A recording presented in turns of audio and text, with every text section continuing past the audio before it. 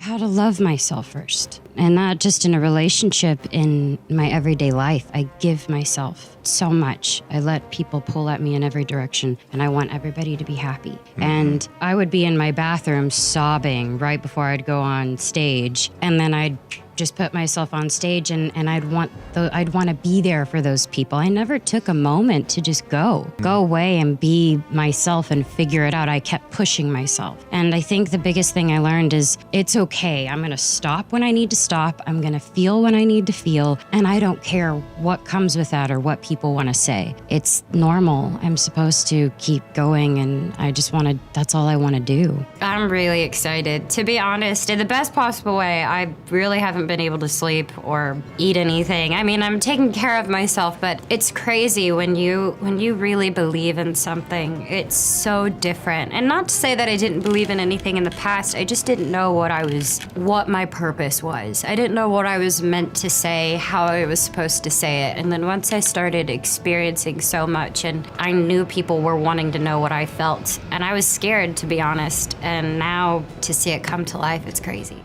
When you're on your journey of success, you're going to go through some high moments and some super low moments as well. It's all about how you handle them though, because when you're in those pits and the downside and you've failed and you've gotten kicked down, hit in the face, and you're struggling to get back up and everything you're doing just doesn't seem to be working, and in that moment you're contemplating giving up and quitting because you think it would be easier in the long run for you to do, that's when you need to realize how good the good days have been. Because when you look back on the failures and the tough days, you're so thankful for the great days that you've had. And vice versa. When you're having a great day, you look back on those bad days and you think, this is an incredible feeling. I need to remember this. I need to take advantage of this opportunity that I've been presented to have a wonderful day, have an extremely great time at doing whatever I am, and not focus on what's happening next or what happened earlier. Just be in the moment, live in it, and enjoy the way life was made to live. Because we're meant to be happy, we're meant to be full of joy, but we are going to have down times, we're going to have rough patches, and when we're there,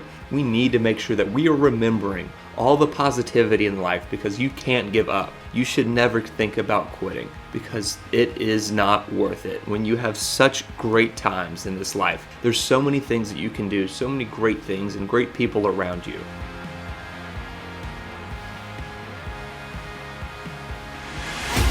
I mean, this is 4 years of my life, and I think I'm completely okay with releasing it. There had always been something that was preventing me or scaring me from doing it, and I'm so glad that I followed that gut instinct, because it's so crazy that every single moment counts. Down to literally Lose You to Love Me and Look at Her Now is out, but we were still like the last day writing music. That the song I personally think is going to be one of our biggest as well. It's just that's the kind of magic that happens, and I know that happens with other artists, but the people I'm surrounded by, it just happens, and I'm so grateful. I don't want to work with anyone who doesn't want to work with me. I think I just found my groove, and I think I'm getting better and better, but I only know that means it's because of the people I'm surrounded by that inspire me, that challenge me. And I think the past few years, or hell, decade if you want, I think I was really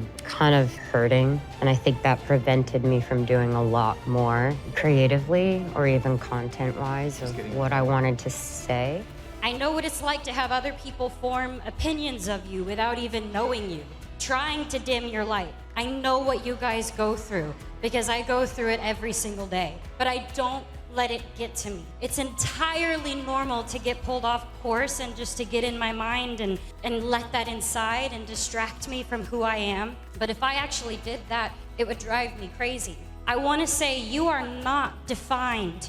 Talking to every girl that's felt what I felt. You know that moment when you just kind of reach that point and you just want to be like, I'm actually good.